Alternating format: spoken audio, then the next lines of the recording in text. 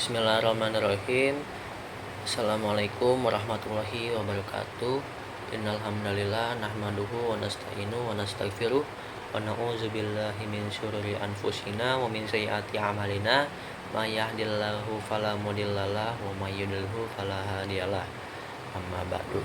Saya Nur Rahman Ramadan selaku dari kelompok 9 ingin menjelaskan materi tentang nas dan mansu. Sebelumnya, nas dan mansu ialah salah satu tema dalam Al-Quran yang selalu mengundang perdebatan para ulama. Perbedaan pendapat antara ulama satu dengan yang satu lainnya dalam menetapkan ada atau tidaknya ayat-ayat mansuh dalam Al-Quran, seperti contohnya yang disebabkan adanya ayat-ayat yang kontradiksi atau saling bertentangan jika dilihat dari lahirnya. Sebagian ulama berpendapat bahwa ayat tersebut dapat tidak dapat dikompromikan, dan sebagian ulama juga ada yang mengatakan ayat tersebut bisa dikompromikan. Nah, maka dari itu langsung saja kita mulai sendiri dari pengertian nas itu sendiri. Nas pada artinya menghilangkan, membatalkan, melenyapkan atau menghapus. Sedangkan menurut istilah adalah mengangkat, menghapus hukum syara' dengan hukum yang lain.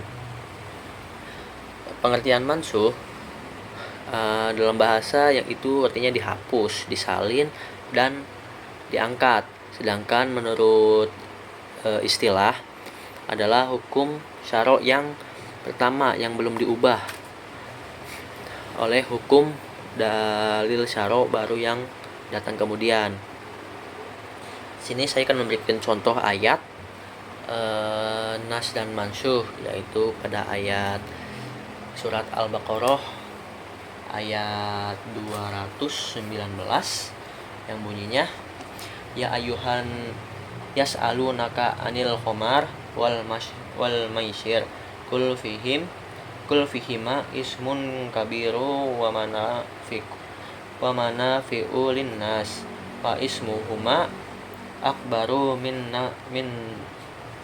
naf'ihima wa yas'alunaka ma yazufikun kulil afwa kadzalika yubayyinullahu lakumul ayati la'allakum tatafakkarun. Artinya mereka bertanya kepadamu tentang khamar dan judi. Katakanlah, pada keduanya terdapat dosa yang besar dan beberapa manfaat bagi manusia, tetapi dosa keduanya itu lebih besar dari manfaat itu sendiri. Dan mereka bertanya kepadamu apa yang mereka nafkahkan. Katakanlah, yang lebih dari keperluan. Demikian Allah menerangkan ayat-ayatnya kepadamu supaya kamu berpikir. Dalam Quran surat Al-Baqarah ayat 219 tadi yang saya bacakan, khamar tidak dilarang, tetapi diisyaratkan untuk tidak dilakukan karena mudaratnya lebih banyak daripada manfaatnya. Tapi yang jelas dari ayat tersebut bahwa khamar itu belum dilarang. Kemudian ada ayat Al-Maidah ayat ke-90 yang bunyinya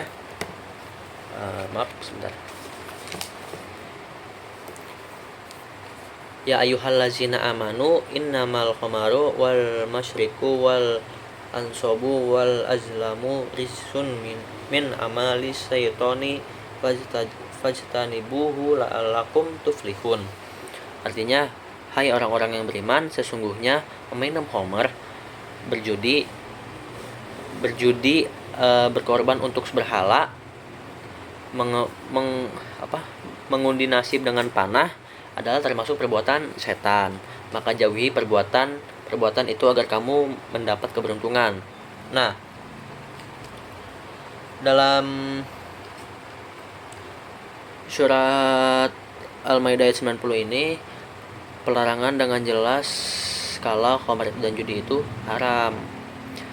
Ini adalah nas bagi Quran surat Al-Baqarah tadi yang ayat 219 yang tidak memuat larangan khamr.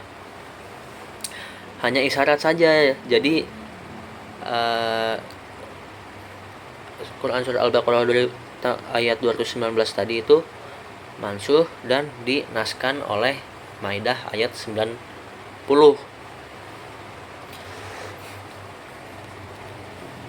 Dari sisi otoritas, para ulama membuat nas ke dalam 4 macam, yaitu nas Al-Quran dengan Al-Quran, nas Al-Quran dengan As-Sunnah, nas As-Sunnah dengan Al-Quran, nas Sunnah dengan Sunnah. Nah, kemudian ini contoh nas Sunnah dengan As-Sunnah.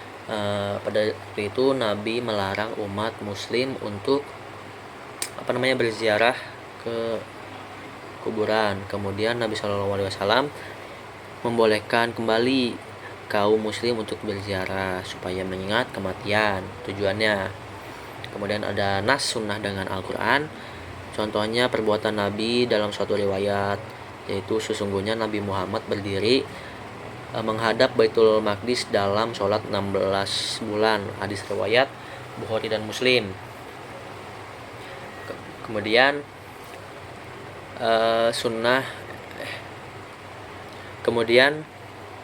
sunnah tersebut dinaskan oleh ayat Al-Quran, palingkanlah mukamu ke arah Masjidil Haram, surat Al-Baqarah ayat 114. Selanjutnya ada Al-Quran dengan sunnah. Firman Allah yang berbunyi, diwajibkan atas kamu apabila seorang di antara kamu kedatangan tanda-tanda maut, jika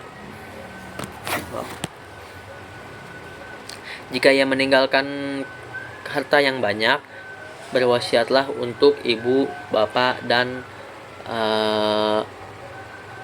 kerabatnya secara ma'ruf. Quran surat Al-Baqarah ayat 180. Kemudian ayat tersebut dinaskan oleh hadis Nabi yang berbunyi, ketahuilah tidak ada wasiat untuk ahli waris. Itu hadis riwayat Tirmizi dan Ibnu Majah. Jadi hikmah dari nas tersendiri ialah yaitu memelihara kemaslahatan, perkembangan tasri menuju tingkat kemampuan sempurna sesuai dengan perkembangan dakwah dalam perkembangan kondisi umat. Oke, sekian dari penjelasan dari saya. Jika punya kurangnya mohon maaf. Sekian, wassalamualaikum warahmatullahi wabarakatuh.